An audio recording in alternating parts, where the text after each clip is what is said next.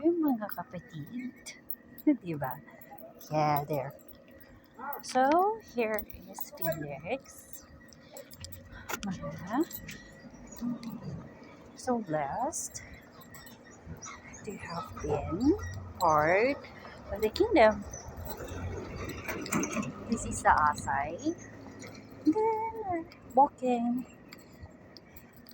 Maglalakad lang po tayo. So, this is where we were. Actually, this gasoline, hindi lang po dalawa. This is the new building. Itong building na yan. This building na to is siya lang ang natira after 1990. May tatlo. Actually, may tatlo sa likod niyan. And then, dun sa upper part, meron din doon. Actually, that's where we were before the 1990 earthquake. So, may fire truck sa taas. And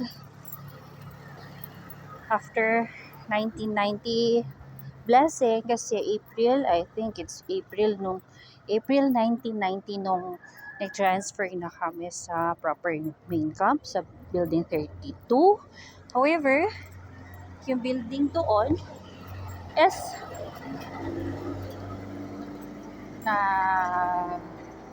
nahulog, nag-crash. So marami kami dyan. And then many of them transferred sa heliport. So that's how happened. So this is where Felix is. We're walking. Yung bundok na yon, yung may flat doon, that's where the high school is. Nilalakad po yan ng mga kasama nating estudyante mula noon from here. Yon, meron pa doon, sa bahay na doon. So, wala pong masyadong sumasakay. So, nilalakad talaga from upper camp going to high school. That's almost half kilometer siguro or more. Nilalakad din namin. Pero, hindi kami nagre-reklamo. Kami po ay ang mga Amazon.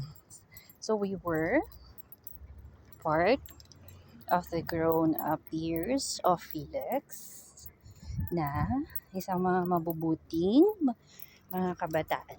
So, dear. Good morning. So, this is how we are. So much blessings, diba? Ganda. This is the city on a hill, on a mountain. This is Felix, the community.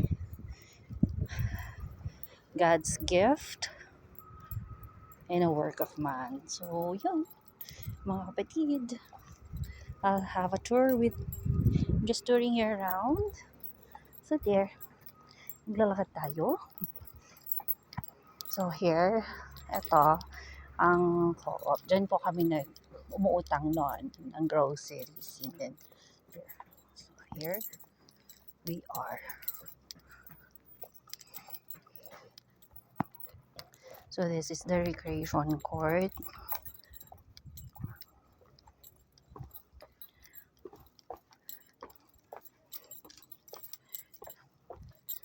There. I'll tour you around. So, this is where during fiesta, dito naman sila nagpo-program. Okay? There. Ito, dito ako nag-elementary ng grade 1 to grade 2. Hi. There. So here, sorry, it's not well maintained, pero it's still okay pa naman siya. During grade 1 and grade 2, that's before 1990. Dito po kami nag-flag ceremony. There. So, this is a classroom during those times. So, yeah.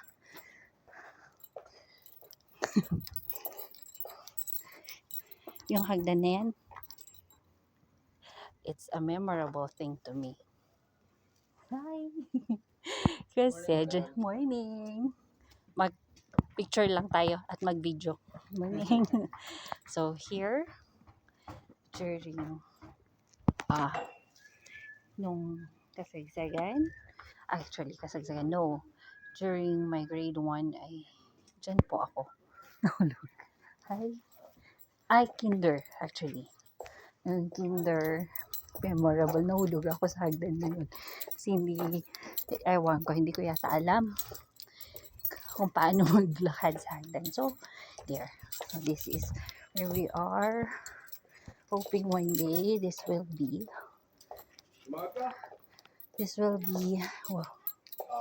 improved more.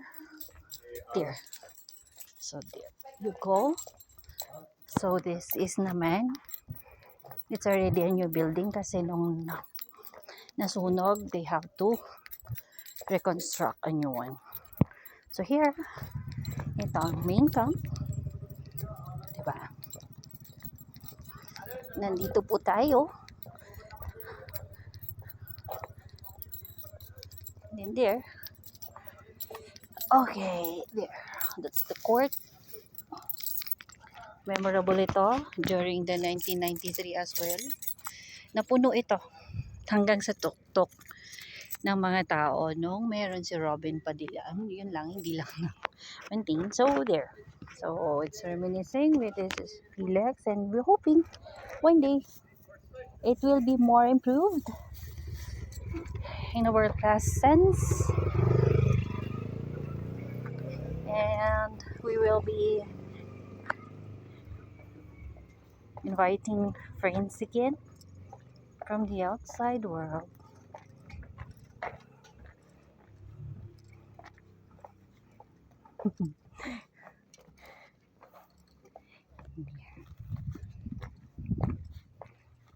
So, here naman is the payroll, the cashier. So, noon wala pang ATM, haba ng pila dito. Yung mga workers, actually, if I'm not mistaken, ang sabi sa akin nung kabataan namin is the population of Philax is 30,000. There. So, ngayon, ito po ang cashier pa rin. However, hindi na sila napipila. Nag-upgrade na rin po tayo. At meron na siyang ATM machine. There. Okay? So, here is the tennis court. It's not yet fully furnished. Hindi na siya na-maintain. However, still the same. This is the credit. Memorable yung credit na yan. Kasi maraming nakagraduate ng dahil sa credit. Maraming nakagraduate na college. Mga anak ng minero, anak ng Philax workers during those times. And now, I will tour you kung saan nagmula ang aking faith. So, this is Catholic Church in Philax. Dito rin ako nagsisimba noon. And this is now how it looks like today. Here. Okay. So here. Dito po nagsimula ang pananampalataya ko sa Diyos because every Sunday we go here, every day, almost every day we are seeing Father Flamy sa school. He's part, actually, Father Flamy was part of the operations, not in the operational sense, but in the spiritual sense. So, here. So, ito. So, dito ko muna i-end, mga kapatid, ang aking video. So, actually, ang church na to has no many rebulto nun. Nag-iisa lang na Santo Niño dun sa taas, yung maliit pa. So, there were no very many graven images. So, there you go. So, yan muna mga kapatid ang may share ko sa inyo with regards to Felix. Thank you to our Almighty Father, Lord Jesus Christ, for the privilege to have this video. So, Father bless us all mga kapatid.